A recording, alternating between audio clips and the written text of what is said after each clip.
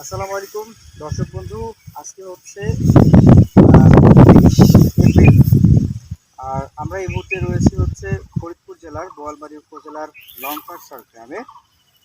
এখন সময় হচ্ছে বেলা 9টা, অর্থাৎ সকাল 9টা। কিন্তু যে আসলে লাইট আপনারা দেখতে পাচ্ছেন, রোদ্দুর জল একটা অবস্থা। আর শরীরের ঘাম দেখে মনে হবে যে এখন বোধহয় বেলা 12টা বাজে। আমার হাতে রয়েছে হচ্ছে সিডলেস লেবু। এটা হচ্ছে সুগন্ধি লেবু বলে, আবার কেউ চায়না থ্রি বলে। এটা 12 মাস হয়ে থাকে।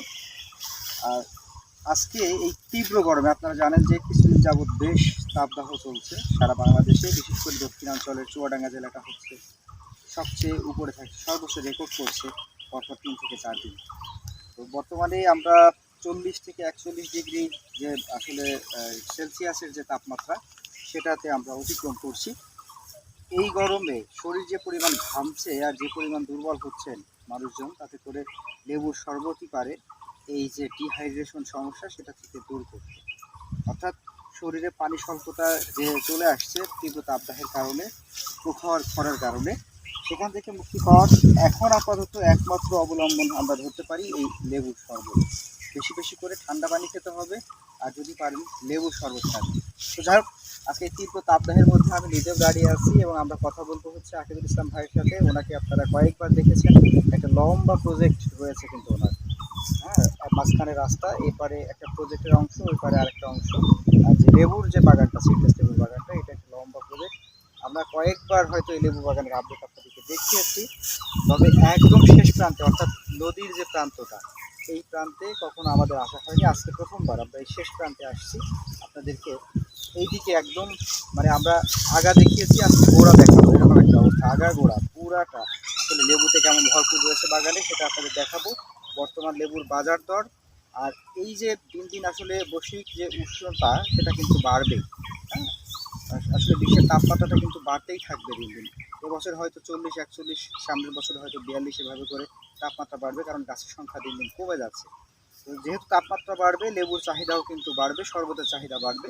সেই হিসাবে বাণিজ্যিকভাবে কতটুকু এই লেবু আসলে লাভজনক, সেই বিষয়টি তুলে ধরার চেষ্টা করবো আজকের এই ডকুমেন্টের মাধ্যমে। আর ক্যামেরায় থাকছে সাহেব আলী, আশা করছি সঙ্গেই থাকবেন। চলুন যাওয়া যায়। আসসালামু আলাইকুম। ওয়ালাইকুম আসসালাম। আকিবুল ইসলাম ভাই, কেমন আছেন? আলহামদুলিল্লাহ ভালো আছি। ভালো আছেন? যাক, আলহামদুলিল্লাহ। এই যে এত বেশি গরম তাপমাত্রা, এর মধ্যে হচ্ছে ভালো রয়েছেন, এটাই হচ্ছে আলহামদুলিল্লাহ, তাই না? আসলে এই তাপমাত্রা আছে বলেই আমরা কিন্তু লেবু নিয়ে খুব ব্যস্ত আছি। আচ্ছা আচ্ছা। লেবুটার যত তাপ হবে তত আমাদের লেবুর চাহিদা বেশি, এই জন্য সেই হিসেবে আলহামদুলিল্লাহ আমরা আরো বেশি ভালো তার আছি। মানে আসলে সবাই কষ্টের মধ্যে থাকলেও আপনি জি কষ্টের মধ্যে হলে একটু বেশি ভালো আছেন, জি। তাই না? আর কি করছিলেন এখন? এখন আসলে বাগানে যে কিছুটা আগাছা ছিল, তো এগুলো একটু পরিষ্কার করার কাজ চলতেছে। দ্বিতীয় হলো যে লেবু তো হারভেস্ট সময় চলতেছে, এখন হারভেস্ট আছে। আর এই বাগান টাগানে তো পরিচর্যার কাজ চলতেছে। ঠিক আছে। আর আমি যদি দর্শকদের বলতে চাই যে দর্শক, আমি গত সপ্তাহে একজন কৃষক ভাইয়ের সাথে আমার কথা হচ্ছিল এই লেবু চাষ নিয়ে। উনি আমাকে যেটা বললেন, যে আমি ঠিক এরকম একটা প্রশ্ন করছিলাম যে ভাই, আপনার তো 100 গাছ আছে, 100 গাছের জন্য আপনার খরচ কেমন হলো গত গরমের সিজন থেকে এই গরমের পর্যন্ত? উনি আমাকে বললেন যে হ্যাঁ, 2-1টা সেচ দিছি আর 2000 টাকার মতো সার দিছি, এটাই হচ্ছে তার সর্বোচ্চ খরচ।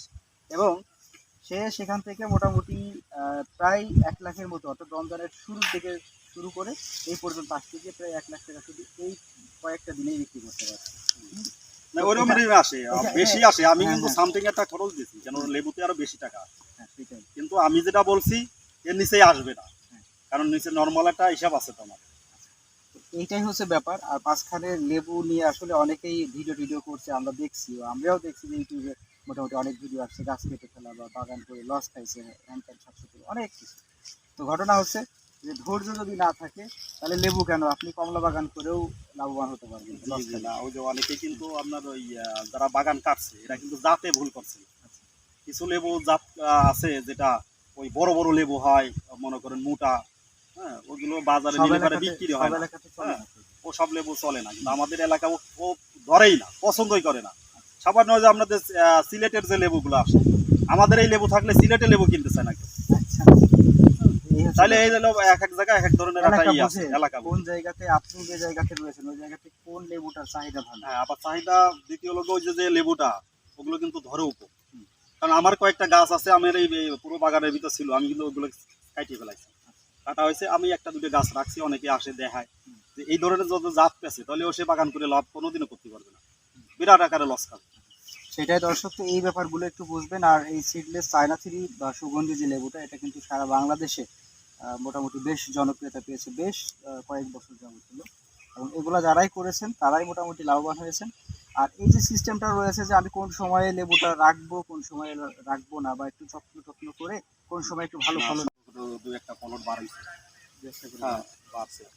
তাহলে লেবু চাষে তো মজা পাইছেন। হ্যাঁ, লেবু আল্লাহ দিলে পারে, লেবু আমার এই সাইডে আমার লেবুর প্রজেক্ট যে জায়গা আছে এর আশপাশে যত জায়গা আমি পাই সেখানেই আমি লেবুর কি করতেছি, সবই লেবু। সবই লেবু। আমি একটু দিয়ে একটা গাছ দেখাই দর্শককে, হ্যাঁ। এইদিকে যে গাছগুলো, এখানেও টুকটাক ফল আছে, তাই না? হ্যাঁ, এই যে এইভাবেই পুরো বাগানে এইভাবেই ফল আছে, হ্যাঁ। কারণ এগুলো তো আমরা যে সব একসাথে শিখতে পারি না, কারণ এগুলো সবসময় একটা ছোট থাকে একটা বড় থাকে, যেগুলো হারভেস্ট করার মতো এগুলো আমরা ছিঁড়ে ফেলাই, কারণ এটা আবার কয়েকদিনের ভিতরে ছিঁড়া পড়ে যাবে। হারভেস্ট করা যাবে? এই দেখেন এই যে এগুলো কিন্তু যে ছিঁড়ে নিয়ে গেছি, এটা তিনটা ছিল, একটা কিন্তু ছিঁড়ে নিয়ে গেছে, হ্যাঁ। এইভাবেই আমরা যেগুলো এরকম সাইজ হবে আমাদের একটা টার্গেট থাকে, এই ধরনের সাইজগুলো আমরা ছিঁড়ে ফেলাই, আর বাদ বাকিগুলো হইতেই থাকে। মানে এত রেগুলার, মানে জমিটার কম না, জমি তো অনেক। তো আসলে প্রচুর খরা, সেই হিসাবে একটু লেবুতে সেচ দেওয়ার প্রয়োজন পড়ছে কিনা? হ্যাঁ, এখন সেচ দেওয়া লাগে। এখন কিরকম সেচ দিচ্ছে? এটা মাসে একবার দিলেই হবে, মাসে একবার, তাতে আপনার হয়তো 4-5টা সেচ লাগে এই গরমের ভিতরে। তাছাড়া এমনিতে লেবুর না না, রস কমে না, রস কমে, তারপরে গাছ বড় হয়ে গেছে না, এমনি রস আছে, তারপরে গাছের উপরে শুকাই যায়, এগুলো রস দিলে পরে ফলটা একটু তাড়াতাড়ি বড় হয়, দ্রুত বড় হয়। এখন তাহলে মোটামুটি আপনার গাছ প্রতি এভারেজে আপনি সপ্তাহে কেমন সেরা পড়ছে এটা লেবু না, এটা এরকম আসলে তো হিসাব? ওইভাবে হিসাব করা যায় না, কারণ আমার গাছ তো অনেক। আমি দেখি যে গাছের ভিতরে যখন যাই তখন আমার দেখি যে এটা হারভেস্টের মতো কয় পিস আসছে, ওইগুলো আমি তুলে নিই। আবার যখন আসতেছে তখন ওর ভিতরে কোনটা আসতেছে সেটা ছিঁড়ে ফেলাচ্ছে, এইভাবে অনেক ছিঁড়তেই থাকে। সামনে তো ধরেন আপনার হচ্ছে বৈশাখ মাস চলছে, সামনে জ্যৈষ্ঠ আষাঢ় যখন আসবে, এই সময় কেমন দাম থাকে? আষাঢ় মাসে যায় লেবুর বাজার কম থাকে এবং সবকিছুই ওরকম দাম কম থাকে, কিন্তু পেয়ারাও দামও কম থাকে। দাম কত? হ্যাঁ, ওই সময় তো আর আমরা ওই গাছগুলোর একটু কুনিং করে রাখি, গাছের কিছু ই আছে, কাজ থাকে, ওই গাছ ওই সময়টাই আমরা এইগুলো কিছু ফল রাখি, আর বাদ বাকি মনে করেন গাছের সাইডে সুইডে এটা কমপ্লিট করে রাখি, তাতে ফল থাকে কম, এবং পরবর্তীতে যখন ওই বর্ষা শেষ হয়ে যায় তারপরে মনে করেন আবার পর্যাপ্ত ফল আসা শুরু হয়ে যায়, গাছও সুন্দরভাবে এটা গঠন হয়। কোন সময় সবচাইতে বেশি দাম পাওয়া যায়? এই লেবুটা সবচাইতে বেশি দাম আসে এই রমজানের শুরুর কিছুদিন আগে থেকে শুরুর মানে মাঝামাঝি পর্যন্ত, এখন মানে রোজার 15 দিন আগে এবং 15 দিনের 15 দিন পর্যন্ত, 15 দিন পর্যন্ত এই যে লেবুর একটা, এক মাসের একটা মতো। হ্যাঁ, 1 মাসের তো পর্যাপ্ত দাম থাকে। তারপরেও স্বাভাবিক গরমকালে যে দাম, আর গরমকালে তো এমনি দাম থাকে সবসময়, শীতকালে কেমন থাকে? শীতের সময়ও মোটামুটি দাম থাকে, তবে ওই তুলনামূলক একটু কম থাকে, তবে লেবুর ই থাকে বেশি, মানে লেবু ওই সময় একটু গাছে, হ্যাঁ, ফলন কম থাকে, ফলন কম, তার জন্য একটু চাহিদা থাকে, চাহিদা থাকে। চাহিদা থাকে। মানে এক কথা বাজারে তো কম ওঠে, হ্যাঁ, সেই কম হিসেবে হিসেবে চাহিদা থাকে, সবার কাছেই তো কম কম কম কিন্তু গাছ কেটে ফেলা, ডাল কাটতে হয়, ইয়ারাই কিন্তু এটা পুনিং করা লাগে, লেবুতেও এটা পুনিং করা লাগে, এইটা কিন্তু অনেকে জানে না, এগুলো না করলে লস হয়।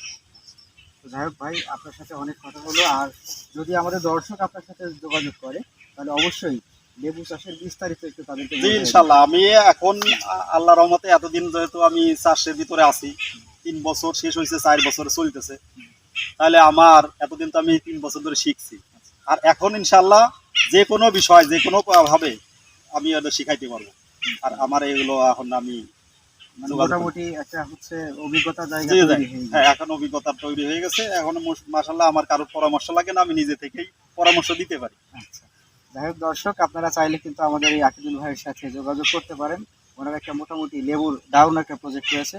আমরা যখন আসছি তখন কিছু কলমও দেখতে পেরেছি, হয়তো হচ্ছে কিছু চারাও তৈরি হচ্ছে। হ্যাঁ, কলমের আমার কিছু অর্ডার আছে, ওইগুলো আমি অলরেডি বান্দার কাজ চলতেছে। যাই হোক, চাইলে ওনার সাথে যোগাযোগ করে এগুলাও হয়তো সংগ্রহ করার সুযোগ পাবেন।